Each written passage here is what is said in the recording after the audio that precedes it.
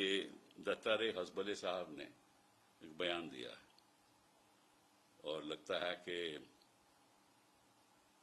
वो चाहते हैं कि हिंदुस्तान पाकिस्तान से बातचीत जारी रखे और अच्छी बात है। अगर मैंने ये कहा होता तो मैं एंटी नेशनल हो जाता, प्रो पाकिस्तान हो जाता, और अगर कोई और कहता तो उसको बोलते तुम पाकिस्तान क्यों नहीं चले जाते। हसबले साहब बोल दें तो फिर वो सही है, फिर तो पाकिस्तान से बातचीत होनी चाहिए, क्योंकि हसबले साहब तो उनके इशारों पे तो सरकार चलती है ना। नंबर 2 है आरएसएस की हायरार्की में, उनके इशारों से सरकार चलती है। और देखो पाकिस्तान का बयान देखो, उधर से बयान आया है कि अगर इंडिया हमारे से बात करना चाहता है वो अच्छी बात है, पॉजिटिव स्टेप है। तो हसबले साहब की तुलना इंडिया से हो रही है। अरे कौन है हसबले साहब?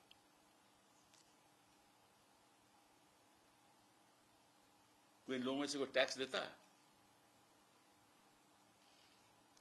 जो 10-10, 12-12 गाड़ियां चलती हैं, ये हमारे पैसे से चलती हैं ना।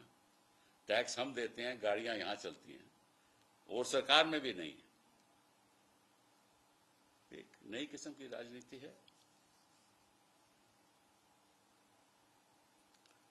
और मतलब वो कहते हैं कि 2 ट्रैक डिप्लोमेसी तो चल ही रही थी।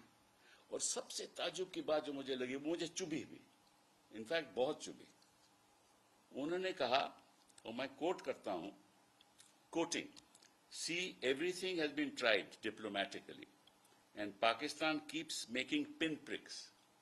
उन्होंने कहा कि Pakistan keeps making pin pricks, मतलब कि चुभी हुई बातें करते हैं। हाँ?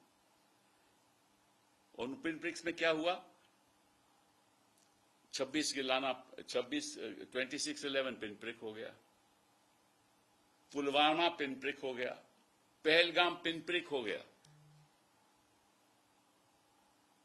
तो हिंदुस्तान के पार्लियामेंट के ऊपर कोई हमला करे तो वो पिन प्रिक है। पुलवामा में लोग मारे जाएं तो पिन प्रिक है,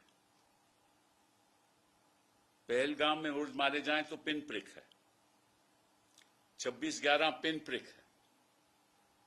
मतलब कि जो हिंदुस्तान के ऊपर वार करे, हमारी सॉवरेनिटी के ऊपर वार करे, उसको हसबले साहब कहते हैं ये पिन प्रिक है।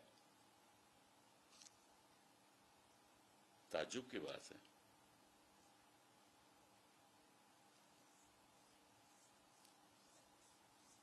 लेकिन कुछ बात तो हुई होगी, कोई बातचीत जरूर हुई होगी कि उन्होंने ऐसा बयान दिया है। अब तो हम भी कह सकते हैं भाई कि बातचीत होनी चाहिए, हमें भी छूट मिल गई, क्योंकि अगर आरएसएस कहती है तो निश्चित रूप से होना चाहिए।